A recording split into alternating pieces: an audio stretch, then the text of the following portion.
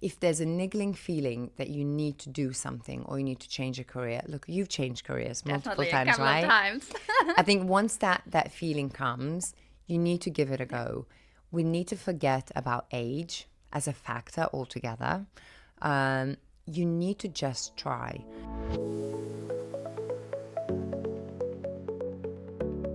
Hi, everyone, and very welcome to another episode of Have It All. I'm Dr. Kerstin, a board certified cardiac surgeon turned into a leadership and longevity consultant.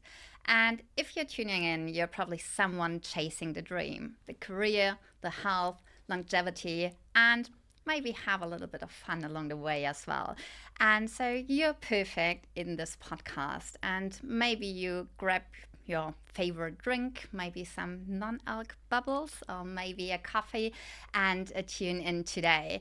And today is a very special episode because actually it's my first guest episode. So I'm bringing on my first guest, and she's a guest. It's Erika Doyle. She's the founder of Drink Dry, the UAE first marketplace for premium non-alcoholic beverages.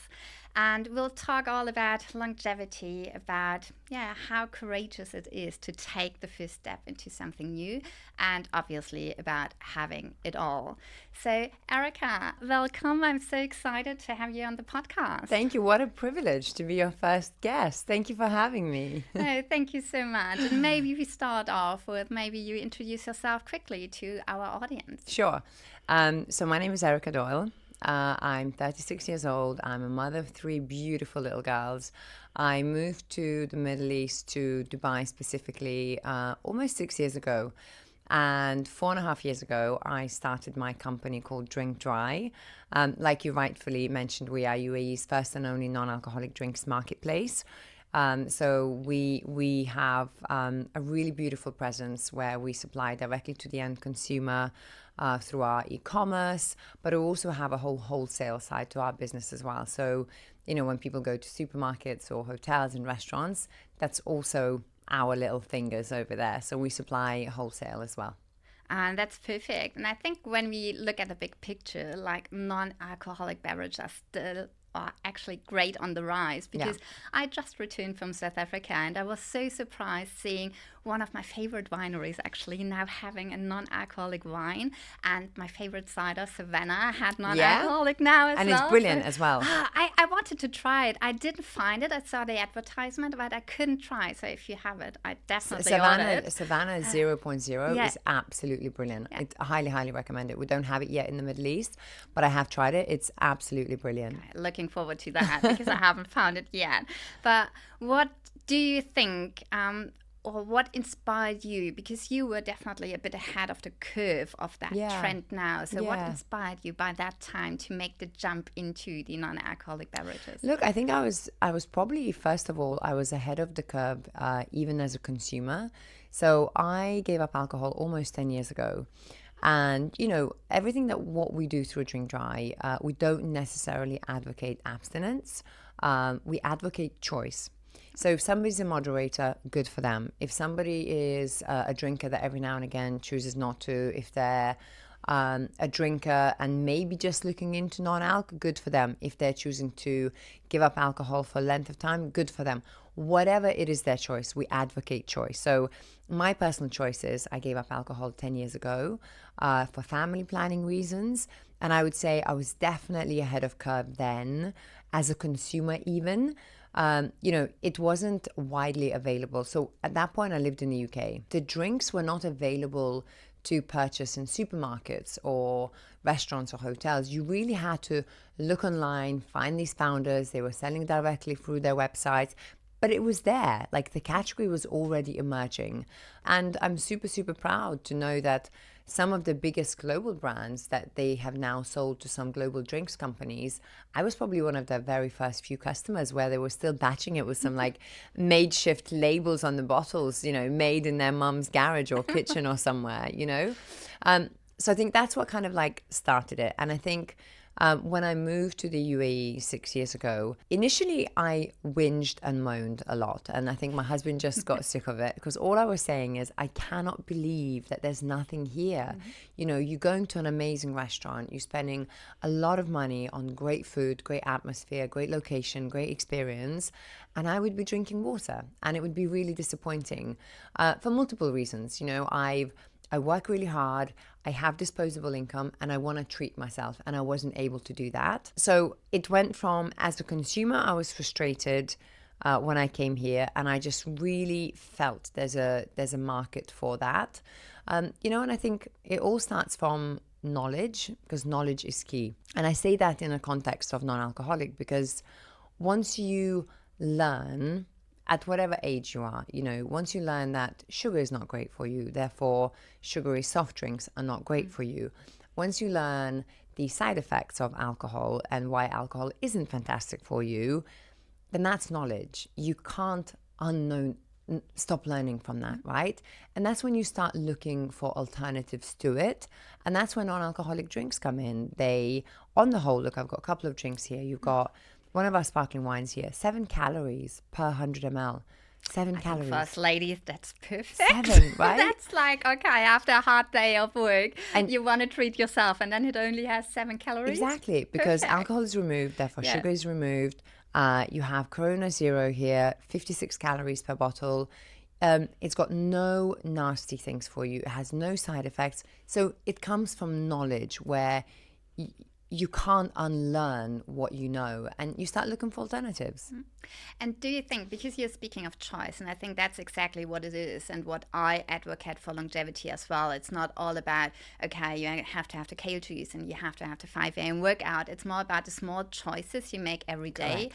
And then going, because I'm not alc free. I do enjoy a drink every now and then, but I'm happy about options to have. Exactly. As I said, if I want to enjoy maybe a gin and tonic on the balcony while there's a sunset and I have a non-alcoholic option, that's for me just as good, if not even better. And so do you think that that's maybe the first step into a healthier lifestyle?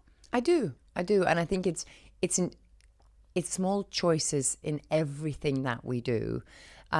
I do get up at 5 a.m. and I exercise at 5 a.m., but I've been doing that for a very long time.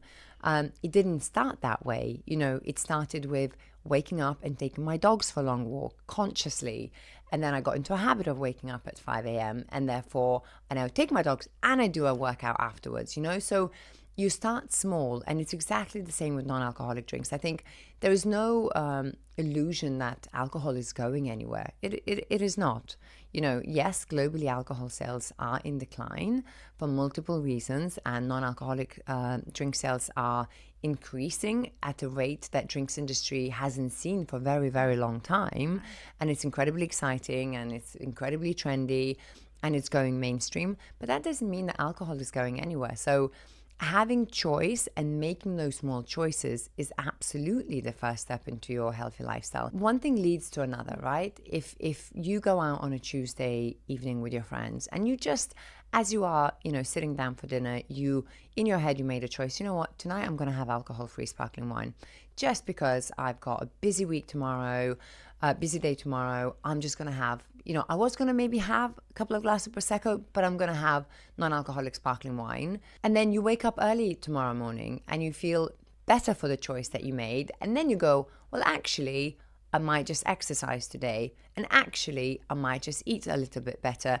And it's one thing that leads to another. And it's consistency that leads to improved results in the long term. Yeah, and I've seen it with my Ultra Human ring as well, because I'm tracking now my sleep and see it. And if I had even 1 or 2 glasses of wine the night before, I see my heart rate drop is way later than before. And so my recovery is obviously not as good. And that comes into play. Okay, if I want to go for my 6:30 a.m. workout, it's probably better if I had a good and restful sleep. So, I think that's the choices we make. And as said for me before, it's like neither or, but one or the other, and having both available. And I think that's brilliant. Look, we have, just to add to that, we have, you know, we have Dry January coming up, and this is always the month where it's socially acceptable. So, and I think one of the reasons why people struggle sometimes to make that shift, because they get a lot of peer pressure, right? But with Dry January, it becomes socially acceptable. So that's step number one. People actually invest time and effort in investigating what's out there, what sort of products are available. They may know that the category is growing, but they may not know that Corona Zero is available. They may not know that their favorite Guinness, beer is now available in a 0.0 format. Dry January provides that space and place where people get to learn about the category. And what we find, this is actually the month where we recruit customers for the year to come. And everybody takes a very different journey to that. Some people stick with it. Some people maybe do another month and then go back to it. Some people just simply learn to moderate. But I think it's really fantastic that we now have something that is globally recognized as the month. I just say it's a month of choice. That's the way I see Dry January.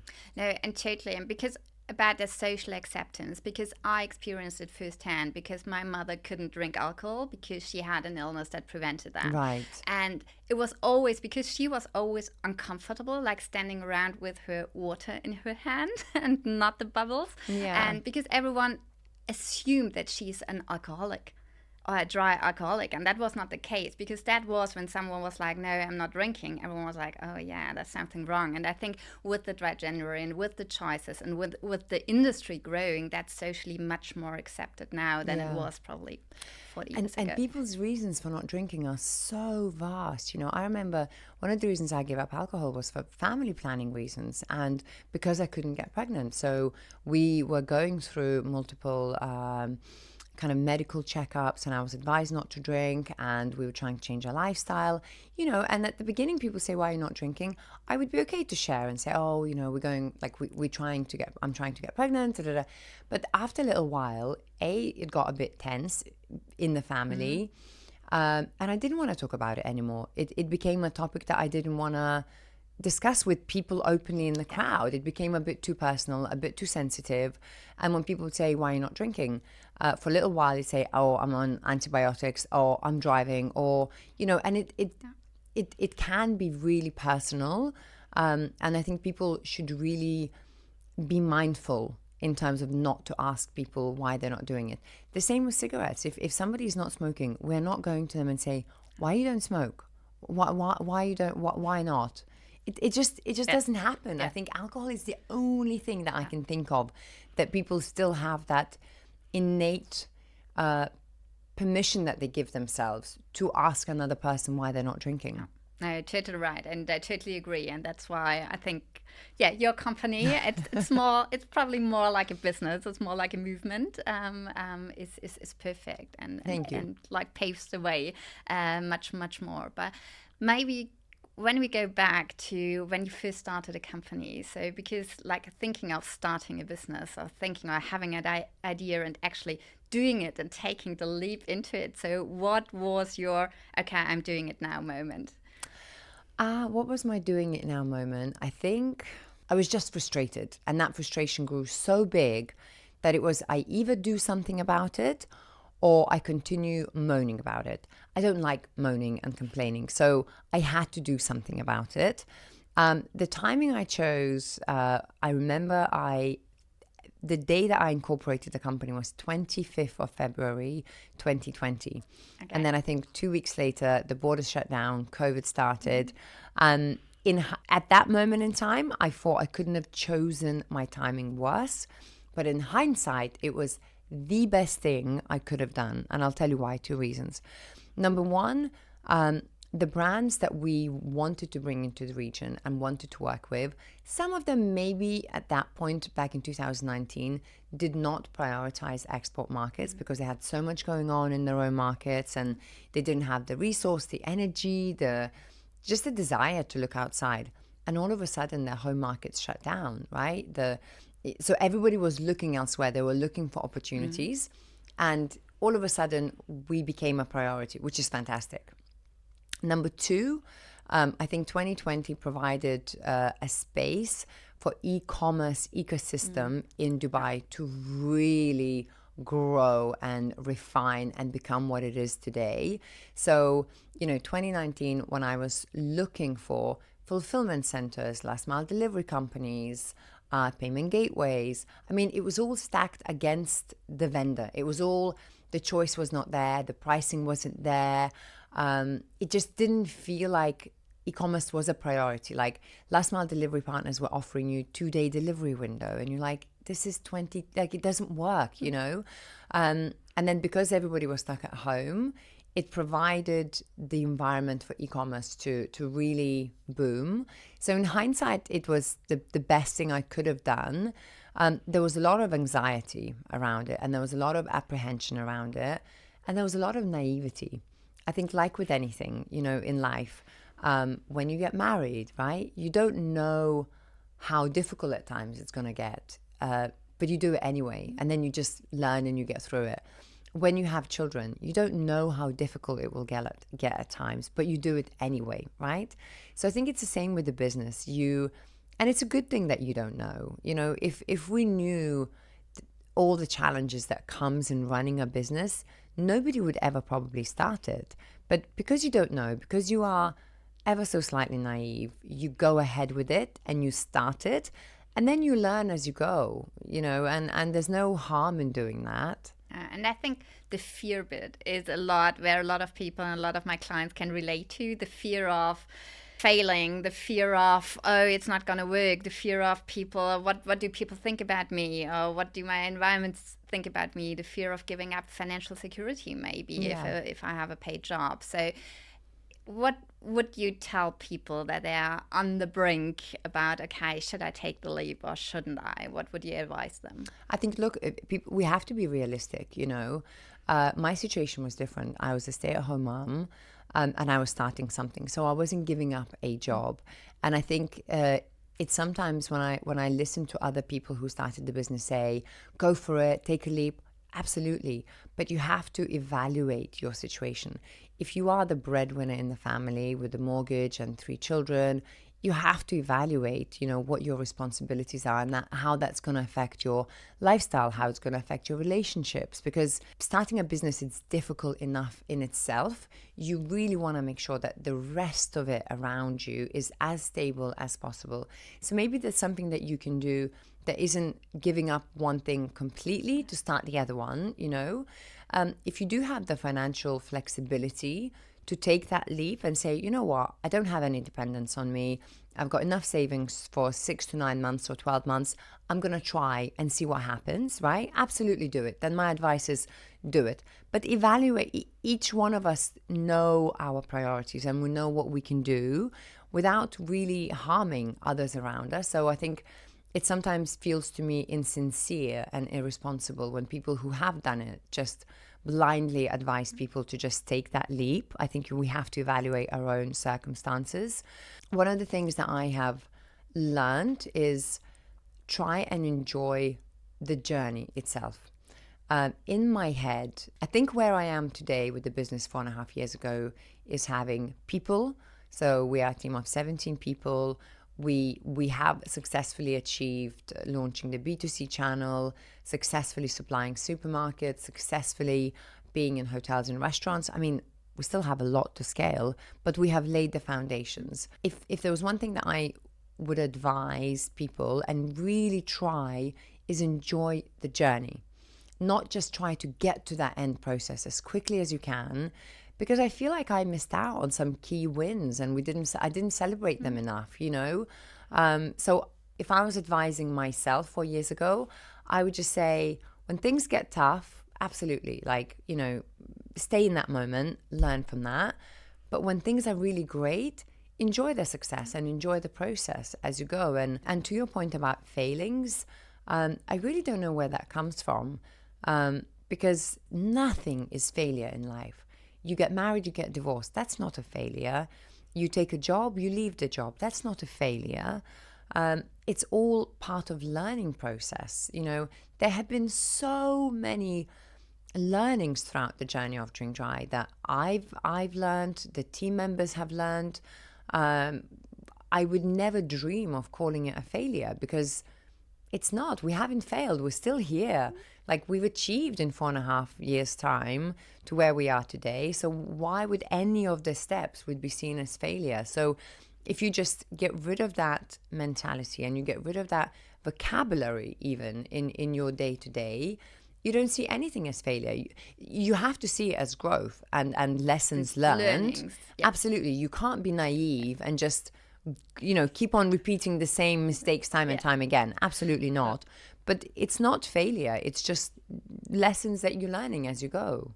No, I love that. And I think that mindset shift to go from, oh, it's a failure. No, it's a learning and you can do something different the next time. And so I think that's where we really grow, because when we don't try things, we don't learn things. 100%. And I think that's so important. And the other thing I think for us women is important as well, what you said about celebrating the wins, because I think we, as ambitious women, we are all of the time. It's like, okay, what's the next goal? Where's the next step? Where's the next step? And we forget, and I'm guilty too, to really celebrate those little wins. Or maybe they are not that little, but to celebrate where we are, because before we are going for the next milestone. Yeah. Where I learned this, and it was really where I had this realization, my aha moment, that we don't do that enough, was whenever we do end of year reviews, right, with people.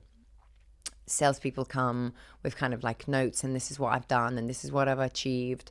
Admin people come with their notes, but it's the marketeers that come in with a full-on presentation on the things that their department has done, right? And it's incredible. Like it really makes you, and the marketeers are always so proud, they're storytellers, right? So they will tell you the story, and it's whenever I do the end of year reviews or we do a quarter review with my marketing team, they always come prepared with a presentation, right? It wouldn't be a meeting with a marketer if they didn't have a presentation ready. When I was sitting with my marketing team, I was like, we have achieved a lot. And oh my goodness, we did not celebrate this. Why did we not celebrate that? It was probably a 30-second mention in a team meeting the week afterwards. And this is when I had that realization. And I think I've tried really, really hard. And I'd say we've done an okay job this year. I would like to do better next year in celebrating the wins, taking the time to go and have, team lunch the next day, or ordering donuts into the office, or, just a little thing like taking a moment out and for everybody to look at each other, give each other a high five, smile, send each other a really nice message to say, well done, that was a really great win. It doesn't need to be a party every time, but it's just the acknowledgement of what we have done and achieved, and that positive emotion that gets released from that. I think it's really powerful. Yeah, not only for yourself, but for the team as well. 100%. And I think, how was the journey from being a probably solopreneur as you started out to now having the team of 17? So how was your leadership journey in that regard?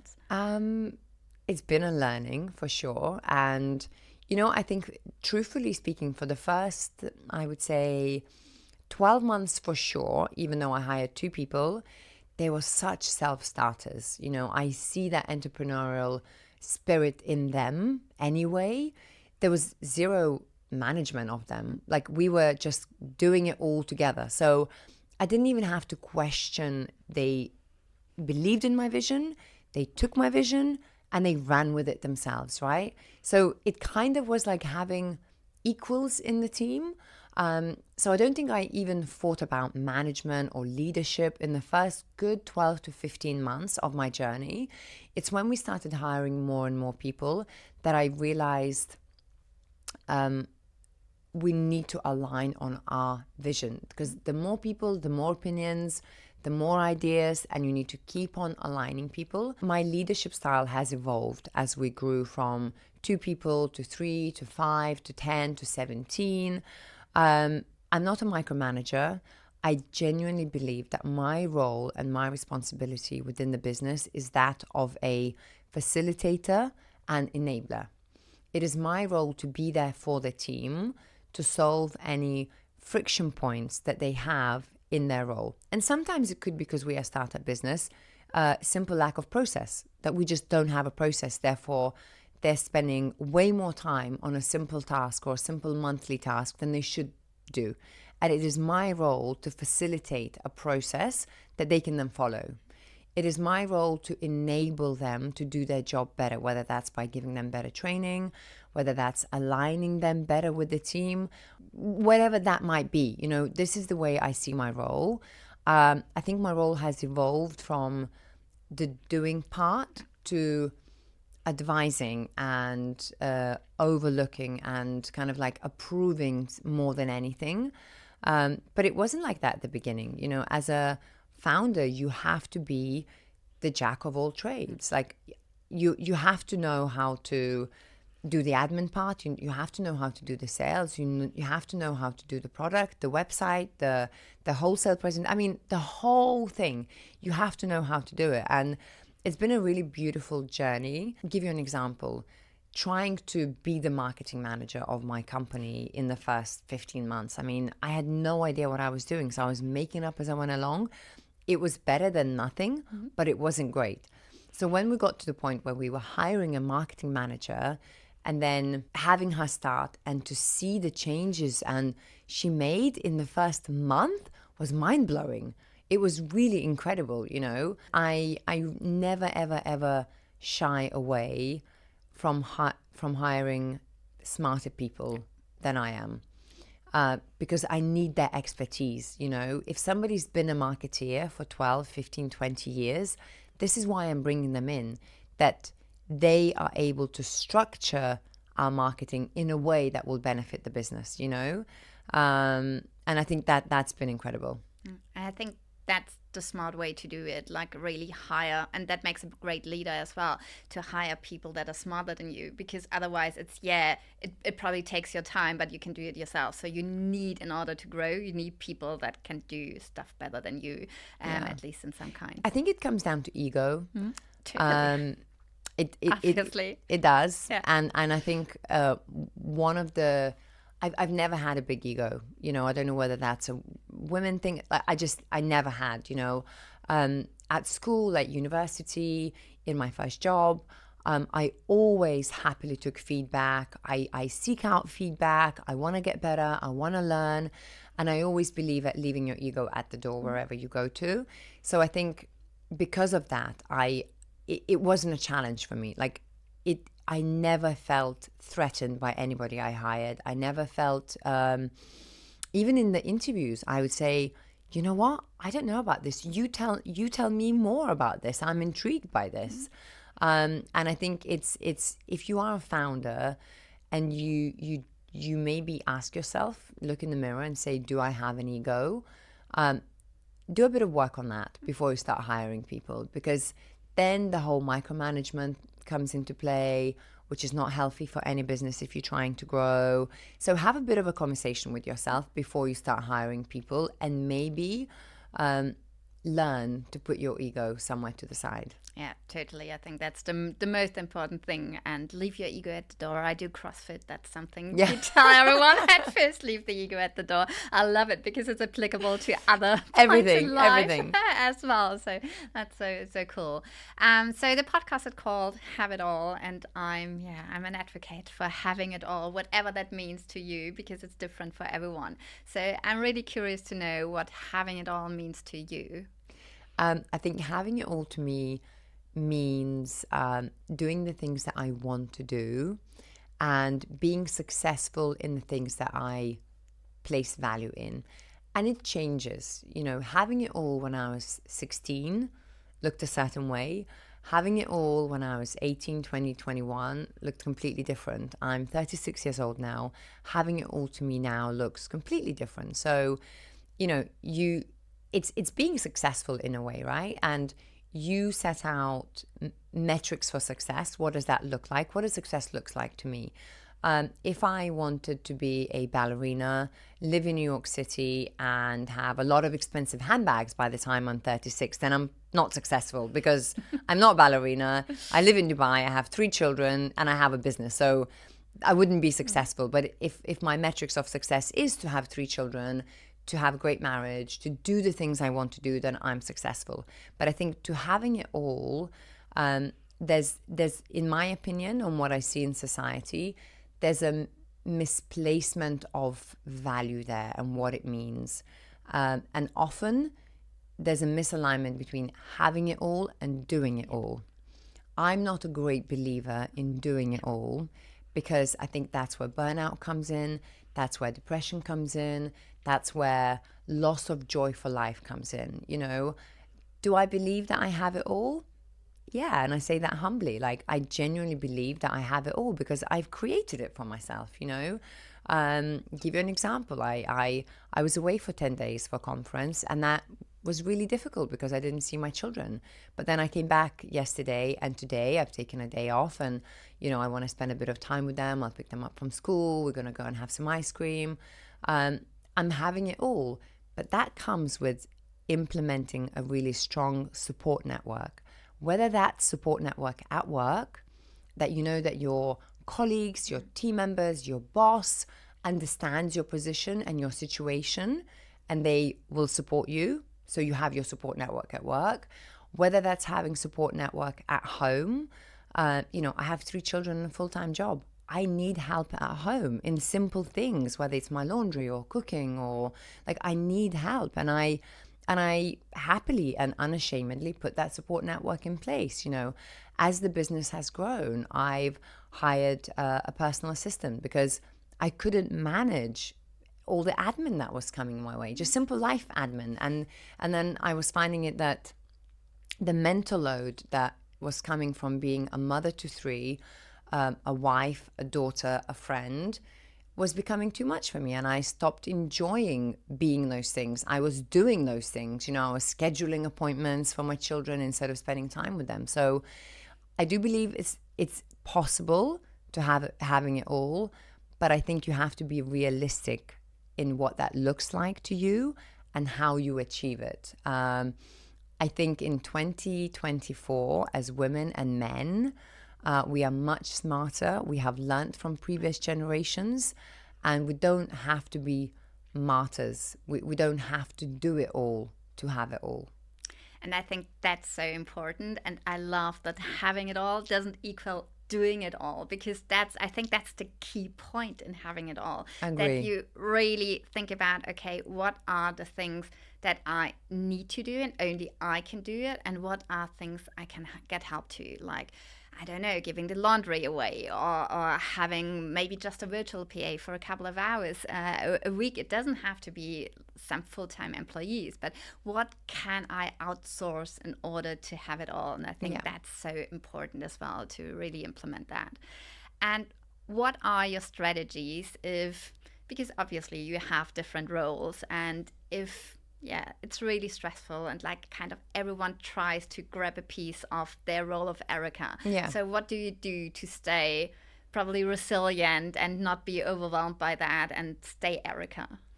I think I've long accepted that I can't be everything to everyone at the same time. Mm-hmm. This is the key thing, at the same time. Some days I'm a better mom. Some days I'm a better leader at work. Some days I'm a better wife than anything else. And I've long accepted that you simply cannot be. There's not enough hours in the day, and there's not enough days in the week, and then there's not enough days in the month, and there's not enough months in the year to be everything for everyone. So my strategy is to simply accept that, I look at my priorities, and I look at my yearly, annual calendar. I know what are the really busy months for me at work, and I accept that during those months I will need a lot more support. I will probably not be the best mom possible, and I will miss bedtimes, and I will not see my children as much as I want to. But I know that when summer comes and it's not a busy time for me at work, and I can delegate a lot more, I will spend 7 weeks with my children outside of Dubai, and we'll have an amazing time, and I will get to learn more about them. I'll get to know them better, and we'll bond.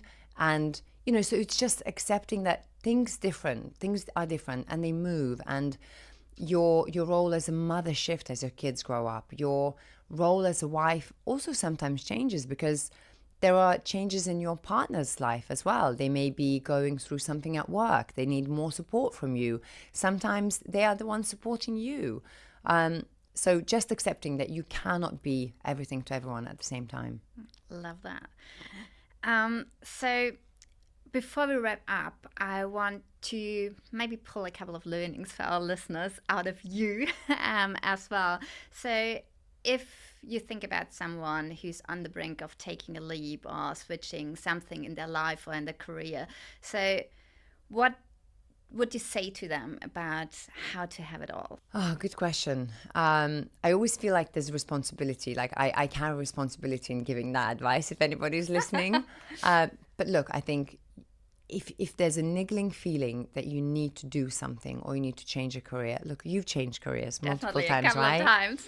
I think once that feeling comes, you need to give it a go. We need to forget about age as a factor altogether. You need to just try. You know, my mother went back to university at the age of 38 and completely retrained and went as far as doing her doctorate now when she's 60 years old. My sister did exactly the same. She trained as a lawyer, absolutely despised it, and then retrained when she was 35, you know.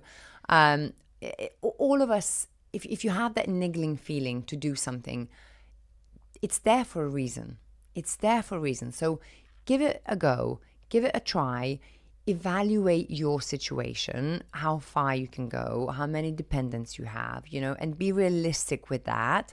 Don't put your life in financial danger, because I think there's also consequences that come from that.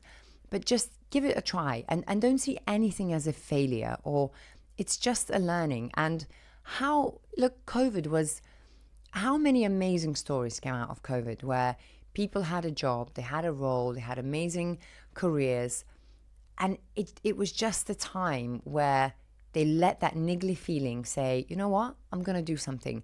And how many amazing businesses have been started from COVID? How many amazing ideas were born out of that? Products, services, communities built, you know? So just give it a go. And I always think it's important.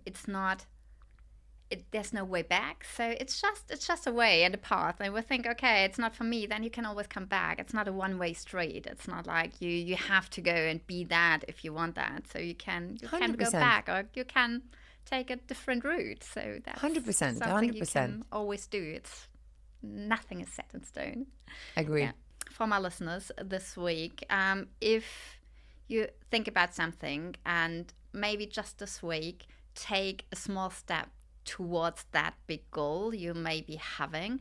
And it doesn't have to be a big step, just one small thing that kind of leads you into feeling to have more control of your life or your career. So whatever that is. And trust me, those little steps, they will add up, and you will end up at having it all. And so, Erika, thank you for being my wonderful first guest. I really enjoyed the episode, and I think the listeners can get so much out of your journey and out of your positive attitude to life as well, and to having it all. And I think that's really amazing. It's something I advocate for as well, and it's so nice to talk to someone like really having that vision and going for it without just putting everything aside, but with the different roles you have as well. And I think it's important to share positivity and spread it and let people hear it, and just inspire people. If my story helps one person to make a small change today, then it's all worth it. Oh, perfect. So I just let that as it is, because it's a perfect end word. So if this episode resonated with you, then please share it with a friend, subscribe, give us a review, and then tune up for the next one. And I'll see you there.